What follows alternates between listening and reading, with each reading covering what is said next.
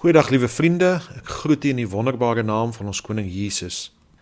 Vandag wil ek met u 'n gedagte deel, moed, of 'n ander woord vir moed is geloof, verdryf vrees. Ons lees in 2 Timoteus 1 vers 7, want God het ons nie 'n gees van vreesagtigheid gegee nie, maar van krag en liefde en selfbeheersing. Nou Angus Buchan sê vir ons, moed word gegee aan iemand wat op pad is ergens heen, aan iemand wat homself verbind het om iets te doen of dit uit te voer. Iemand met 'n visioen of 'n passie besit baie moed. Moed kan nie gekoop word nie, moed kan nie aangeleer word nie. Hy skryf dit vir ons in Time of the Mountain. Moed groei deur geloof in God en sy woord. Sonder sy woord kan jy nie moed hê nie, want moed is geloof in God.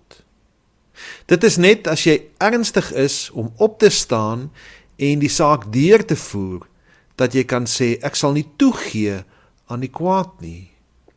Josua skryf ons in Josua 24, kies julle vandag, met ander woorde, maak jy 'n keuse.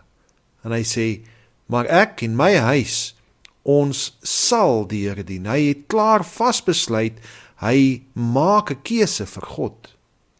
Waar lê jou moedigheid vandag? Miskien sê jy dat jy 'n stryd voer teen vrees en vreesagtigheid. Luister mooi, jy het moed nodig as jy nie wil vrees nie. Gedurende die tyd dat die Nazi's die Jode doodgemaak het in Duitsland in die Tweede Wêreldoorlog, het 'n Christen opgestaan met die naam van Karl Barth. En hy het die volgende gesê, en ek haal dit aan in Engels, courage is fear that has said its prayers. Ek gaan dit weer sê. Courage is fear that has said its prayers. Moed, of 'n ander woord vir moed is geloof, is vrees wat reeds gebid het. Wanneer die kind van God bid, sy saak voor God neerlê, verander sy vrees in geloof en moed en sien hy kans vir die dag van môre, want daar's iemand anderster wat vir hom stry. Josua 1 vers 6 lees ons, en die Here praat daar met Josua, hy sê, wees sterk en vol moed. Met ander woorde, wees sterk en jy moet geloof hê as jy Jerigo gaan inneem. In vers 7 sê hy, wees net baie sterk en vol moed.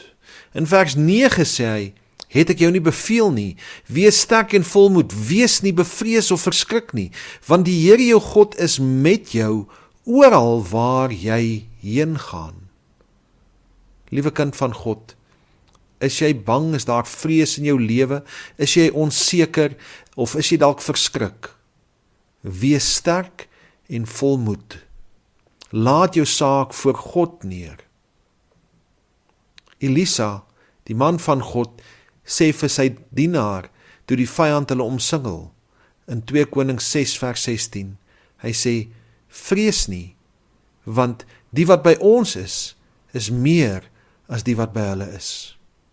In 2 Tessalonisense 3 vers 3, lees ek in die Amplified vertaling, yet the Lord is faithful, and he will strengthen you and set you on a firm foundation and guard you from the evil one. Mag die Here jou veilig hou en jou behoed en bewaar en jou moed gee om deur die beproewinge te gaan. Ek groet u tot volgende keer. Totsiens.